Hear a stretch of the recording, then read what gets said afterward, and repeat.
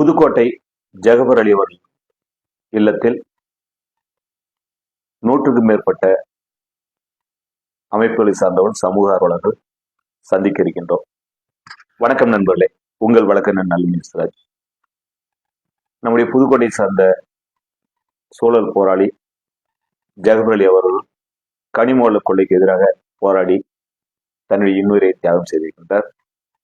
மரியாதைக்குரிய ஜெகபர் அலி அவர்களுடைய இல்லத்தில் எதிர்வரும் 9ஆம் தேதி காலை 10 மணி அளவில் தமிழகம் முழுவதும் இருக்கக்கூடிய 100க்கும் மேற்பட்ட இயக்கங்கள், அமைப்புகள், சமூக அக்கறை கொண்ட அமைப்புகளை சார்ந்தவர்கள், அதனுடைய பிரதிநிதிகள் காலை 10 மணி அளவில் ஜெகபர் அலி அவருடைய இல்லத்தில் அவருடைய குடும்பத்தாரை சந்தித்து ஆறுதல் சொல்வதோடு அடுத்த கட்ட நடவடிக்கைகள் தொடர்பாக ஆலோசித்து அங்கிருந்து முடிவுகளை எடுக்க இருக்கின்றோம். தொடர்ச்சியாக ஜெகபர் அலி அவருடைய மரணத்துக்கு நியாயம் பெறுவது, அவர் விட்டு சென்ற பணிகளை மற்ற சமூக அக்கறையுள்ள இயக்கங்களோடு, அமைப்புகளோடு இணைந்து இந்த விஷயத்தை கொண்டு செல்வது தொடர்பாக ஜெகபர் அலி அவர்கள் உயிர் தியாகம் செய்த இடத்தில் முடிவெடுத்து சபதம் ஏற்க இருக்கின்றோம். வாய்ப்புள்ள அனைத்து தோழமைகளும் எதிர்வரும் 9ஆம் தேதி ஞாயிற்றுக்கிழமை காலை புதுக்கோட்டை திருமங்கலம் அருகே இருக்கக்கூடிய ஜெகபர் அலி அவர்களின் இல்லத்தில் திரள வேண்டும். காலை 9 மணி அளவில் திருமயம் பழைய நீதிமன்றம், தற்பொழுது வட்டாட்சியர் அலுவலகம், அந்த பகுதியில் 10 ரூபாய் நிர்வாகிகள் இணைகின்றோம். அங்கிருந்து இணைந்து ஒன்று சேர்ந்து ஜெகபர் அலி அவருடைய இல்லத்திற்கு செல்லக்கூடிய வகையில் 10 ரூபாய் சார்ந்தவர்கள் திட்டமிட்டிருக்கின்றோம். நம்முடைய புதுக்கோட்டை மாவட்டத்தினுடைய செயலாளர் தினேஷ் பாபு, வழக்கறிஞர் 10 ரூபாய் மாநில துணை பொதுச் செயலாளர் தணிக்கைதல் மற்றும் நம்முடைய நிர்வாகிகள் 10 ரூபாய் நிர்வாகிகளை ஒருங்கிணைத்து இந்த நிகழ்வில் பங்கேற்பது தொடர்பான பணிகளை செய்து வருகிறார்கள். இதனுடைய பின்தொடர்ச்சியாக எதிர்வரும் 22ஆம் தேதி காலை 10 மணி அளவில் சென்னை ஆர்ஆர் ஸ்டேடியத்தில் 10 ரூபாய் இயக்கம் சார்பில் மாபெரும் கண்டன ஆர்ப்பாட்ட போராட்டம், ஜெகபர் அலி அவர்களுக்கு நீதி கேட்டு, விட்டல்குமார் படுகொலைக்கு நீதி கேட்டு, ஜெகநாதன் படுகொலைக்கு நீதி கேட்டு தமிழ்நாடு முழுவதும் தொடர்ந்து சமூக ஆர்வலர்கள், தகவல் ஆர்வலர்கள் தாக்கப்படுவது, மிரட்டப்படுவது, படுகொலை செய்யப்படுவதை கண்டித்து இனி ஒரு ரத்தம் சிந்தும் நிகழ்ச்சி தமிழகத்தில் நடக்கக்கூடாத வகையில் மிக கடுமையான நடவடிக்கைகள் எடுக்க கோரி எதிர்வரும் 22ஆம் தேதி சனிக்கிழமை காலை 10 மணி அளவில் RR stadium, Chennai Rajaratnam stadium முன்பு மாபெரும்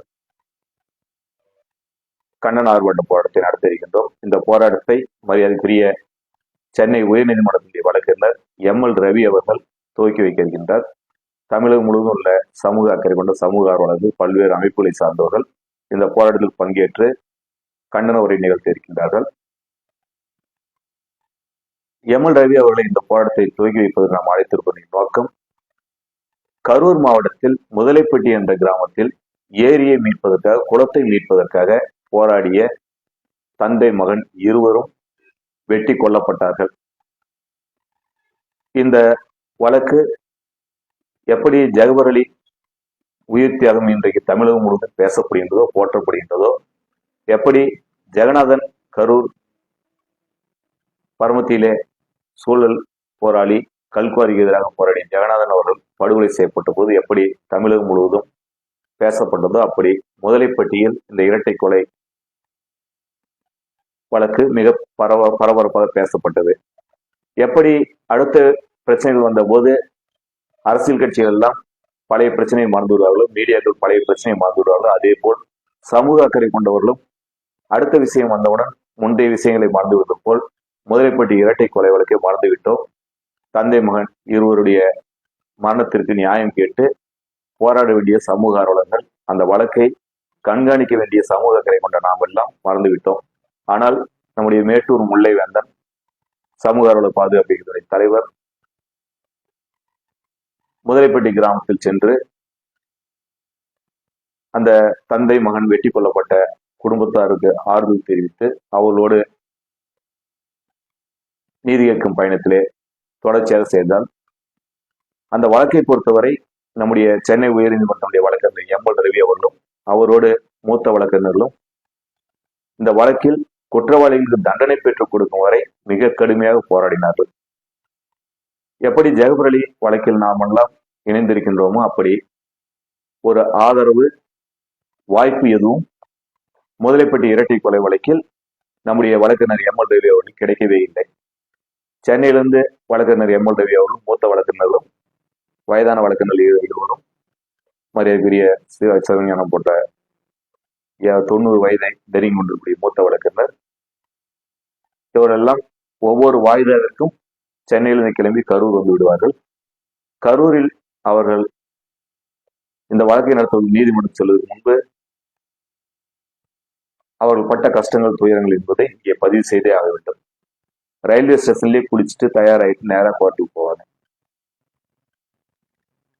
அந்த அளவிற்கு அவர்களுக்கு எந்த ஒரு ஆதரவும் அவரை வரவேற்று அவர்களை உபசரித்து அவர்களோடு நிற்பதற்கு ஒருவர் கூட அங்கு இல்லாத சூழலில் மிகப்பெரிய தியாகத்தை மரியாதைக்குரிய எம்எல் ரவி அவர்கள் அவருடைய அணியினை சார்ந்தவர் செய்து முதலைப்பட்டி இரட்டை கொலை வழக்கில் ஏரியை மீட்பதற்காக குளத்தை மீட்பதற்காக போராடிய தந்தை மகனுடைய உயிர் பலிக்கு நியாயத்தை பெற்றுக் கொடுத்திருக்கின்றார்கள், நல்ல தீர்ப்பினை பெற்றுக் கொடுத்திருக்கின்றார்கள், தண்டனையை பெற்றுக் கொடுத்திருக்கின்றார்கள். அந்த வகையில் இந்த போராட்டத்தை மரியாதைக்குரிய எம்எல் ரவி அவர்களை துவக்கி வைப்பதற்கு நாம் அழைத்திருக்கின்றோம். தமிழகம் முழுவதும் இருக்கக்கூடிய சமூக அக்கறை கொண்டவர்கள், சமூக ஆர்வலர்கள் வரும் 22ஆம் தேதி சென்னை ஆர்ஆர் ஸ்டேடியத்தில் கூடி நம்முடைய கண்டனங்களை பதிவு செய்வோம். இதற்கிடையே எதிர்வரும் 9ஆம் தேதி ஞாயிற்றுக்கிழமை காலை ஜெகபர் அலியினுடைய உயிர் நீத்த மண்ணில் சபதம் ஏற்கின்றோம். அடுத்த கட்ட நிகழ்வுகளை மற்ற தோழமைகளோடு முடிவு செய்து கலந்தாலோசித்து ஞாயிற்றுக்கிழமை ஜெகபர் அலி தொடர்பான முடிவுகளை உங்களோடு பகிர்ந்து கொள்ள இருக்கின்றோம். 10 ரூபாய் இயக்கத்தை பொறுத்தவரை சமூக ஆர்வலர்கள் எங்கு பாதிக்கப்பட்டாலும் அவர்கள் சார்ந்த பாதிப்பிற்கு நியாயம் கிடைப்பதற்கு தொடர்ந்து சட்ட ஆயுதமேந்தி போராடி கொண்டிருக்கும். அதே நேரத்தில் கள போராட்டங்களை தொடர்ந்து நடத்தும். இன்றைக்கு இந்த நிகழ்வு தொடர்பான செய்தி வெளியிட்ட போது ஒரு சில நண்பர்கள் என்னிடம் வாட்ஸ்அப்பில் கேட்டிருந்த கேள்வி, 10 ரூபாய்க்கும் கல்குவாரி போன்ற விஷயங்களை, மணல் குவாரி போன்ற பிரச்சனைகளை கையில் எடுக்கக்கூடாது. 10 ரூபாய்க்கு சார்ந்த உறுப்பினர்கள், 10 ரூபாய்க்கு பொறுப்பாளர்கள் அவருடைய பகுதியில் கல்குவாரி மணல் குவாரி போன்ற விஷயங்களை எடுக்கக்கூடாது. அமைச்சர்கள், முன்னாள் அமைச்சர்கள் போன்ற மிகப்பெரிய பலமான நபர் செய்த ஊழல் பிரச்சனைகளை கையில் எடுக்கக்கூடாது என்று சொல்லுவீர்களே. பயிற்சி வகுப்பில் ஒவ்வொன்றிலும் மிக தெளிவாக வழிகாட்டி கொண்டிருக்கின்றீர்களே. எப்படி கல்குவாரிக்காக போராடிய கரூர் ஜெகநாதன் பிரச்சனையில் தொடர்ந்து பேசிக் கொண்டிருக்கின்றீர்கள். ஜெகபர் அலியினுடைய மரணத்திற்கு நியாயம் கேட்டு செல்கின்றீர்களே. கல்குவாரி பிரச்சனை எடுக்கக்கூடாது என்று சொன்ன நீங்கள் நிலைப்பாட்டை மாற்றிக்கொண்டீர்களா என்ற கேள்வியை என்னிடம் கேட்டிருந்தார்கள். 10 ரூபாய் இயக்கத்தை பொறுத்தவரை மிக தெளிவாக சொல்லிக் கொண்டிருக்கின்றோம், பயிற்சி அளித்துக் கொண்டிருக்கின்றோம். உங்கள் ஊரில் பாதிக்கப்பட்ட கல்குவாரியால், மணல் குவாரியால், இயற்கை சூழல் பாதிப்பால் பாதிக்கப்பட்ட கிராமத்தில் இருப்பவர்கள் தனி மனிதனாக அந்த பிரச்சனையை கையில் எடுக்காமல் குழுவாக ஊர் மக்களோடு இணைந்து, பாதிக்கப்பட்ட மக்களோடு இணைந்து, குழுவாக அணியாக சேர்ந்து அந்த பிரச்சனையை கையில் எடுக்கின்ற பொழுது பாதிப்புகள் குறைவாக இருக்கும். அப்படிப்பட்ட முன்னெடுப்புகளை எடுப்பதற்கு 10 ரூபாய்க்கும் ஆதரவளிக்கின்றது. தனிநபராக கல்குவாரி போன்ற, மணல் குவாரி போன்ற மிகப்பெரிய பிரச்சனைகளை கையில் எடுக்கின்ற பொழுது பாதிப்புகள் அந்த தனிநபருக்கும் அவருடைய குடும்பத்திற்கும் ஏற்படுகிறது. இந்த இழப்புகளை தொடர்ந்து நாம் பார்த்து கொண்டிருக்கின்றோம். ஒரு கல்குவாரி உரிமையாளர் கிடைக்கக்கூடிய பாதுகாப்பு என்பது பார்க்கின்ற பொழுது அவர்களுக்கு ஆளுங்கட்சியின் ஆதரவு, எதிர்கட்சியின் ஆதரவு, அந்த பகுதியில் இருக்கக்கூடிய அனைத்து கட்சியின் ஆதரவு, லெட்டர்பேர்டு கட்சியின் ஆதரவு, மீடியா ஆதரவு, அரசு அதிகாரிகளுடைய ஆதரவு, எல்லா வகையான ஆதரவும் இந்த திருடர்களுக்கு சமூக ரீதியில் கிடைக்கின்றது. போராடக்கூடிய நம்முடைய சமூக ஆர்வலர்கள் கிடைக்கக்கூடிய ஆதரவு என்ன என்பது உங்களுக்கு எல்லாம் தெரியும். அந்த துணிச்சல், மன உறுதியை தவிர வேற எந்த பாதுகாப்பும் இல்லாமல் நம்முடைய தோழமைகள் தொடர்ந்து போராடுகின்றார்கள். இதைதான் சொல்கின்றோம். ஒரு ஜெகபர் அலியை கொன்றுவிட்டால் அந்த கல்குவாரி பிரச்சனை தீர்ந்துவிடும் என்று ஆர்ஆர் மைன்ஸுடைய உரிமையாளர்கள் நினைத்த எண்ணம் வருவதற்கு காரணம் ஜெகபர் என்ற ஒரு தனி மனிதன் போராடி கொண்டிருக்கின்றார். இவரை ஒழித்து விட்டால் இந்த பிரச்சனை முடிந்துவிடும் என்கின்ற எண்ணம் கல்குவாரி ஓனருக்கு, கல்குவாரி உரிமையாளருக்கு ஏற்பட்டிருக்கின்றது. அதற்கு காரணம் என்னவென்று பார்க்கின்ற பொழுது உளவியல் ரீதியாக ஒரு விஷயம் இருக்கின்றது. கல்குவாரி புதுக்கோட்டை மாவட்டத்தில் உடைக்கப்பட்ட கல் திருச்சிக்கு செல்கின்றது, சென்னைக்கு செல்கின்றது, கேரளாவிற்கு, கர்நாடகாவிற்கு கடத்தப்படுகின்றது. இந்த கல்குவாரியில் திருடப்படக்கூடிய கனிம வளம் முழுக்க முழுக்க போலி ஆவணங்கள் தயாரிக்கப்பட்டு வெளி மாநிலங்களுக்கு, வெளி மாவட்டங்களுக்கு அனுப்பப்படுகின்றது. இது அனைத்தும் வருவாய்த்துறைக்கு தெரியும். அந்த கிராமத்தில் உடைய கிராம நிர்வாகம் உள்ள வருவாய் ஆய்வாளர், வட்டாட்சியர், கோட்டாட்சியர், மாவட்ட வருவாய் அலுவலர், மாவட்ட ஆட்சியர் இவர்கள் அனைவருக்கும் தெரியும். கனிமவளத்துறையை பொறுத்தவரை அந்த கனிமவளத்துறையில் உடைய அனைத்து அதிகாரிகளுக்கும் அந்த ஆவணங்கள் போலி ஆவணங்கள், அந்த கல்குவாரி சட்டவிரோதமான கல்குவாரி என்கின்ற விஷயங்கள் அனைத்தும் தெரிந்துதான் அவர்கள் அனுமதிக்கின்றார்கள்.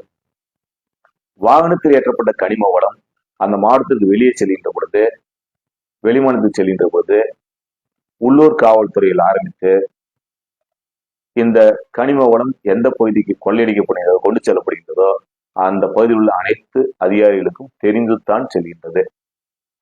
இதற்கு நுண்ணறிவு பிரிவு, பல்வேறு சிறப்பு பிரிவுகள் எல்லாம் வைத்து இந்த கனிம வள கொள்ளையை தடுப்பதற்காக வைத்திருப்பதாக சொல்கின்றார்கள். இவர்கள் அனைவருக்கும் தெரிந்துதான் இந்த கனிம வள கொள்ளை நடக்கின்றது. பச்சையாக சொல்ல வேண்டுமா, எல்லா பயிலுக்கும் மாமூல் கொடுத்துதான் இந்த கனிம வள கொள்ளை நடக்குது.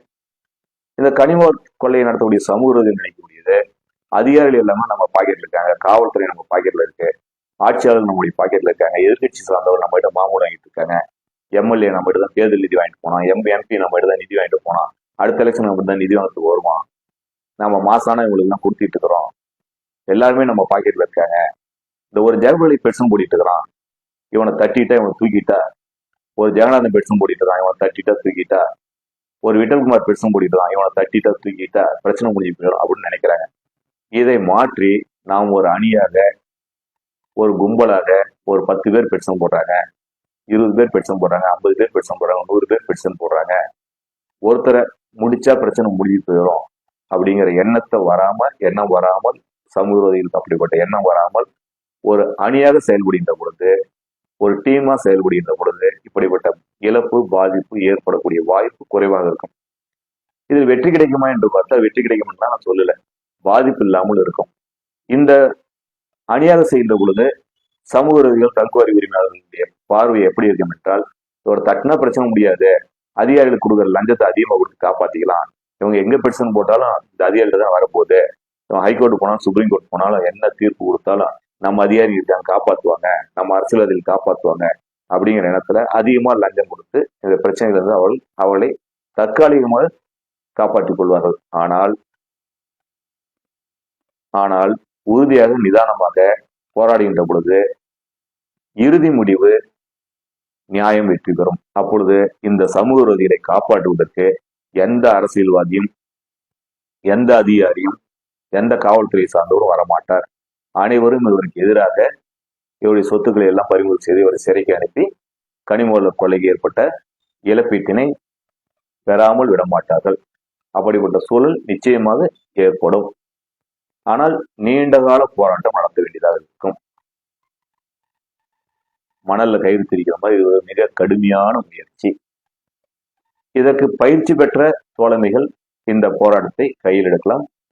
கும்பலாக, அணியாக எடுப்பது வெற்றியை கொடுக்கும்.